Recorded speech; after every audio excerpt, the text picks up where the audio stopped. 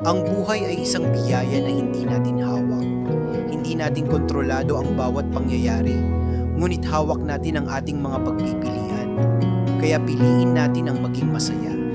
Piliin natin ang magpasalamat sa bawat araw, kahit sa maliliit na bagay. Gumawa tayo ng kabutihan, dahil ang kabutihan ay hindi kailanman nawawala. Ito ay bumabalik sa atin sa paraang hindi natin inaasahan. Ang bawat ngiti, bawat tulong, at bawat mabuting salita ay nag-iiwan ng bakas sa puso ng iba.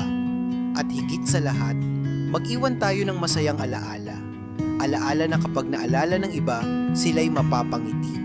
Alaala na magpapatunay na ang ating buhay ay hindi na sayang, kundi naging liwanag sa iba. Kaya't sa bawat hakbang, piliin ang saya, piliin ang kabutihan, at piliin ang mag-iwan ng alaala na magpapatuloy kahit wala na tayo. Ang buhay ay isang biyaya na hindi natin hawak.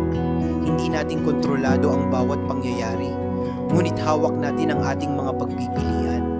Kaya piliin natin ang maging masaya. Piliin natin ang magpasalamat sa bawat araw, kahit sa maliliit na bagay.